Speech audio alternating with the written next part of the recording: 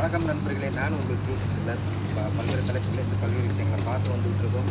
அதை தொடர்ந்து இப்போ நம்ம ஏர் கண்டிஷனர், அதாவது ஏசின்னு நம்ம சொல்லலாம். இந்த ஏர் கண்டிஷனர் எப்படி இயங்குது அப்படிங்கிறத சில அடிப்படை விஷயங்களை இப்போ நம்ம தெரிஞ்சுக்கணும். பொதுவாக ஏர் கண்டிஷனரில் 2 பிரிவாக பிரிக்கலாம். ஒன்று இன்டோர், மற்றொன்று அவுட்டோர். இன்டோர் அப்படின்னா ஒரு ரூம் அல்லது அறைக்குள்ள உள்ள நம்ம இருக்கக்கூடிய ஒரு பொருள்.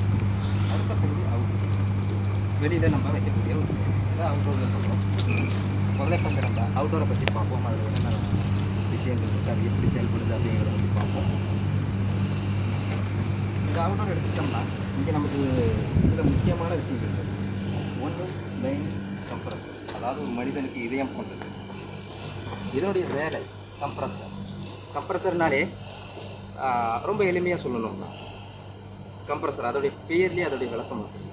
அதாவது அழுத்தம், ஒரு அழுத்தத்தை உருவாக்கக்கூடியது அப்படின்னு வச்சுக்கலாம். உதாரணத்துக்கு நம்ம சைக்கிள் பயன்படுத்துகிறோம். அந்த சைக்கிள் பயன்படுத்தும் பொழுது நம்ம டயருக்கு காற்று அடிக்கிறோம் இல்லையா, நம்ம கையால் அடிக்கணும் அந்த பம்ப். அதே வேலையை தான் இங்கே நடக்குது. ஆனால் அதுக்கு பதிலாக நம்ம ஃப்ரீயான கேஸை பயன்படுத்தலாம். ஓகே, இது முதல் விஷயம் கம்ப்ரஸர். ரெண்டாவது கண்டென்ஸ். இது வந்து பார்க்கலாம், அந்த காயில் இது வந்து கண்டென்சர் காயில் அப்படின்னு நம்ம சொல்கிறோம். இது கண்டென்சிங் காயில். மூணாவதாக இருக்கக்கூடிய பகுதி கேபிளரி. கொஞ்சம் முக்கியமானது பார்க்கலாம். கேபிளரி வீடியோவில் சரியாக தெரியாதுன்னு நினைக்கிறேன். சிறிய ஒரு பைப் இருக்கும் பாருங்கள், கேபிளரி. சிறிய பைப்பு தெரியுதுங்களா, இதுதான் கேபிளரி. அடுத்ததாக இன்டோர், அதை அடுத்த காலையில் பார்ப்போம். இன்டோரில் என்னென்ன விஷயங்கள் இருக்குன்னு. முதல்ல இப்போ நம்ம அவுட்டோரை சரியாக தெரிஞ்சுப்போம். நம்ம இந்த கம்ப்ரஸர்னு சொன்னோம். இதில் நம்ம ஃப்ரீயான் கேஸை பயன்படுத்துகிறோம். முதல்ல கம்ப்ரஸிங் ஆகுது, கேஸ் ஆனது கம்ப்ரஸிங் ஆகுது. இந்த கம்ப்ரஸ் ஆன கேஸ் அதிக வெப்பத்தோடையும் வாயு நிலையிலையும் நம்ம இந்த கண்டென்சர் காயிலுக்குள்ளே வருது. இப்போ நமக்கு இங்கே 2 ஃபேன் கொடுத்துருக்காங்க பார்க்கலாம். இந்த ஃபேனுடைய வேலை என்ன அப்படின்னா இந்த வெப்பத்தை நீக்குறது. ஸோ அந்த கேஸ் ஆனது கம்ப்ரஸ் செய்யப்பட்டு கண்டென்சர் காயிலுக்குள்ளே வருது. இங்கே 2 ஃபேன் நமக்கு இயங்குது. இதன் மூலயமா அந்த வெப்பநிலை குறையுது. ஸோ இப்போ நமக்கு என்ன கிடைக்குது அப்படின்னா அதிக அழுத்தத்தில் இருக்கக்கூடிய ஃப்ரீயான் கேஸ் வெப்பநிலை குறைக்கப்படுது. இந்த ஃபேன் மூலயமா குறைக்கப்படுது. இப்போ நமக்கு அதிக அழுத்தத்தில் ஃப்ரீயான் கேஸ் கிடைக்கிது. அது கிடைச்சதுக்கப்புறமா இங்கே கேபிளரி அமைப்பு நம்ம காமிச்சிருக்கோம். இந்த கேபிளரி அமைப்பு மூலயமா இதுதான் ரொம்ப முக்கியமான ஒரு பகுதி. ஒரு ஏசி, ஏர் கண்டிஷனர், ரெஃப்ரிஜரேட்டர் இது இயங்குறதுக்கான அடிப்படை விதியே இதுதான். ஓகே, இந்த கேபிளரி பற்றி பார்த்தோம்னா இதோடைய வேலை என்ன அப்படின்னா high pressure to low pressure, அதாவது அதிக அழுத்தத்திலிருந்து குறைந்த அழுத்தத்துக்கு மாற்றுறது. ஸோ இப்படி நம்ம பண்ணும் பொழுது இந்த அதிக அழுத்தத்திலிருந்து குறைந்த அழுத்தத்துக்கு மாற்றும் பொழுது வாயு நிலையில் உள்ள அந்த ஃப்ரீயான் கேஸ் ஆனது திரவ நிலைக்கு மாறுது, அதாவது லிக்யூட் ஃபார்முக்கு மாறுது. ஸோ இந்த லிக்யூட் ஃபார்முக்கு மாறும்போது நமக்கு குளிர்ச்சி தன்மை கிடைக்கிது. அதான் நீங்கள் பார்க்கலாம் இங்கே அவுட்டோரில். இது டிஸ்சார்ஜ் வால்வு, இது சக்ஷன் வால்வு. அதாவது நான் சொன்னேன் இல்லையா, கேபிளரிலிருந்து வரக்கூடிய அந்த லிக்யூட் டிஸ்சார்ஜ் மூலயமா இன்டோருக்கு போகுது. இன்டோருக்கு போயிட்டு அந்த எவாப்ரேட்டர் காயில் குளுமை அடைச்சிட்டு அந்த குளுமை நீங்கினதுக்கப்புறமா வாயு நிலையில் ரிட்டன், அதாவது திரும்பி வரும்பொழுது வாயு நிலையில் நமக்கு இங்கே சக்ஷனில் வருது.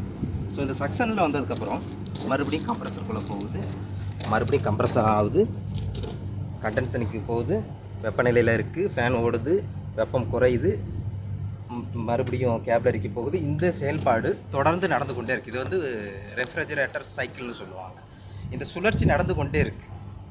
கம்ப்ரஸிங், கண்டென்சிங் அண்ட் எவாப்ரேட்டிங், இந்த 3 நிலைகள் தொடர்ந்து நடந்துக்கிட்டே இருக்குது. இதை ரெஃப்ரிஜரேட்டர் சைக்கிள் அப்படின்னு சொல்லுவாங்க. ஸோ இதுதான் வந்து ஒரு அடிப்படையான ஒரு விஷயம். இந்த ஏர் கண்டிஷனரோ அல்லது சில்லரோ அல்லது ஒரு ஃப்ரீசரோ எந்த ஒரு குளிர்சாதன பெட்டி இயங்குறதுக்கும் இது வந்து அடிப்படையான காரணங்கள், அடிப்படையான விஷயங்கள். சரி, அப்போ நீங்கள் பார்க்கலாம் இது சுந்தரம். இங்கே ஒரு விஷயம் பார்க்கலாம். 4 வால்வு இருக்குது. கீழே 3 பகுதியும் மேலே ஒரு பகுதியும் இருக்குது. அதாவது இதை வந்து 4 வே ரிவர்சிங் வால்வுன்னு சொல்லுவாங்க. இது வந்து பெரும்பாலும் நம்ம நாட்டில் இதை பயன்படுத்துறது இல்லை. இது வந்து வேறு கொஞ்சம் வெப்பமும் குளிரும் இருக்கக்கூடிய சூழ்நிலையில் தான் பயன்படுத்துவாங்க. அதாவது ஒரு சில நேரங்களில் நமக்கு குளிர்ச்சி தேவைப்படும், ஒரு சில நேரத்தில் நமக்கு வெப்பம் தேவைப்படும். அப்படிங்கிறதுனால இந்த 4 வே ரிவர்ஸ் வால்வை பயன்படுத்துகிறோம். இதனுடைய வேலை என்ன அப்படின்னா, நம்ம சொன்னோம் லிக்யூடாக எவாப்ரேட்டருக்கு போகுது, அங்கே நமக்கு கூலிங் கிடைக்குது, பின்ன ரிட்டர்ன் வரும்போது எவாப்ரேட்டர் ஆகி கேஸாக வருது அப்படின்னு நம்ம சொன்னோம். இந்த 4-வே ரிவர்சிங் வால்வோட வேலை என்ன அப்படின்னா, அப்படியே ரிவர்ஸ் பண்ணுறது தான்.